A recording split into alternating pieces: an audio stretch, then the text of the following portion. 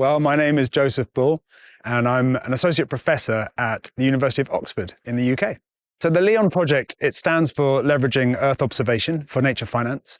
And the idea is that we have a lot of successful nature conservation globally, but we're not doing enough of it to actually reverse the loss of biodiversity globally. So we need to get more finance into nature. And a lot of people see the best route for finance into nature as being private finance. So the question is, how do we get this private finance into nature? And there are lots of proposed mechanisms for how we do that. But one of the big challenges, if we're going to bring this nature finance in, is how do we monitor the outcomes for biodiversity in a way that's useful to the finance community.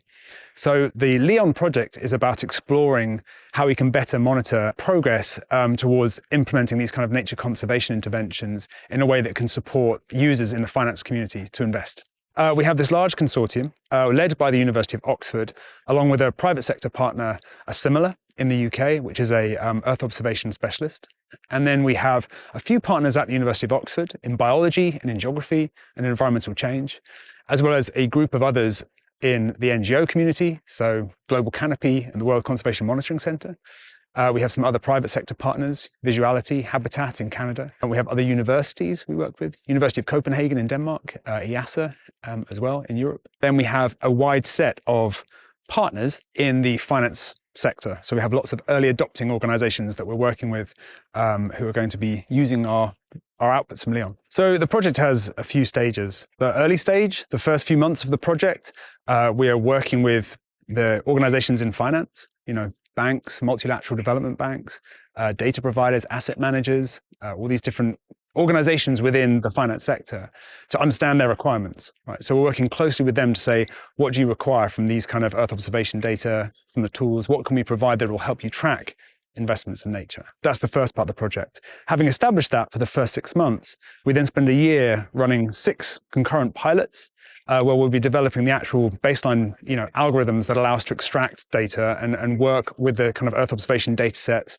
say this is what we can actually map and track through time in relation to your requirements that we've established in that early stage of the project. So the outputs are, things like these kind of algorithm theoretical baselines that allow us to kind of actually say, well, this is how you can extract data from Earth observation data sets. This is how you can develop those into biodiversity metrics that can actually then track the change in the state of nature. And this is how you can report on those or disclose those or use them as indicators for performance. The final stage of the project is then saying, well, having established that with our group of organizations that are early adopters, is then to say, how do we make sure that's transferable to a wider set of organizations so that any other organization can, come to our project and say, well, they've developed a tool for extracting biodiversity data, and we can use that same tool in our organization if we want to invest ourselves. We have a process where, we'll be carrying out semi-structured interviews with key established stakeholders. We'll be carrying out a wider survey with not only the key stakeholders that are working with us directly on the project, but a wider set of potential end users who are interested in the project, but won't be directly involved in the development of the actual tools and approaches, but want to know about the outcomes.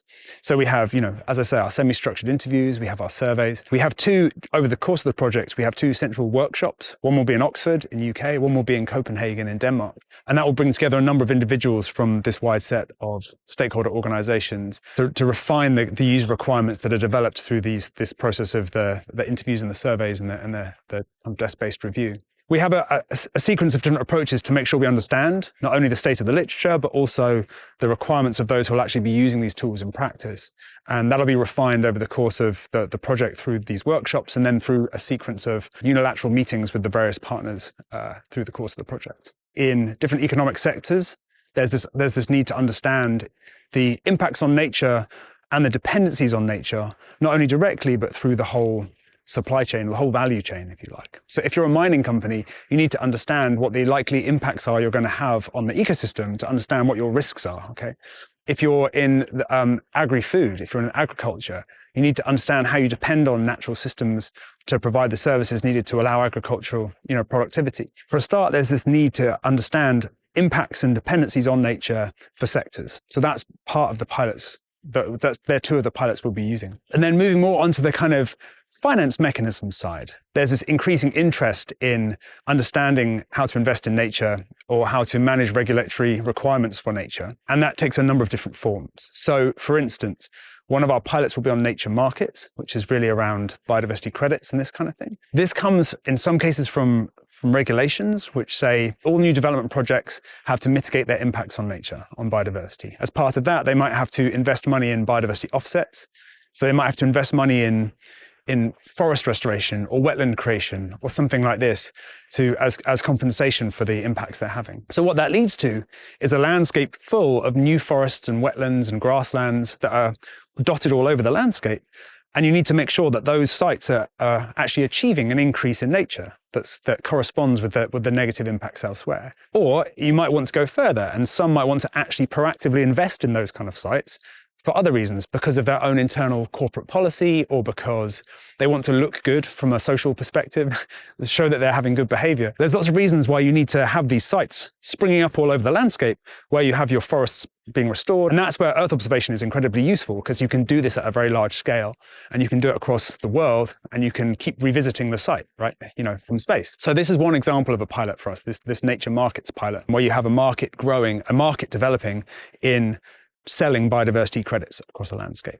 Another completely different example would be on debt for nature swaps, right? And this is an idea that's been around for a long time, but has recently again started to gain more traction, where national debts can be forgiven in exchange for nature conservation, or transferred in exchange for nature conservation.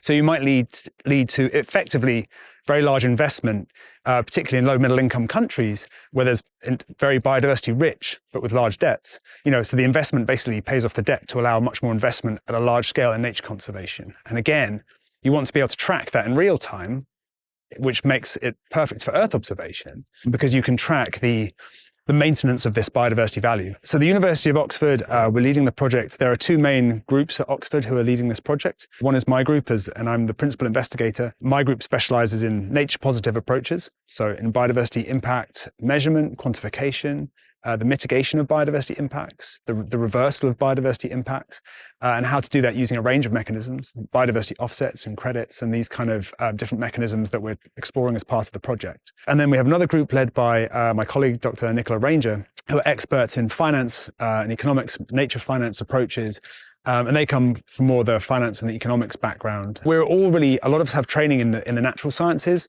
but they come more with expertise in nature finance, in risks to nature and dependencies on nature. My group comes more from the side of expertise in biology and ecology. We work together effectively on the project, because the project is really bringing together these different strands of biology, ecology, finance and economics, and then combining that with Earth observation approaches.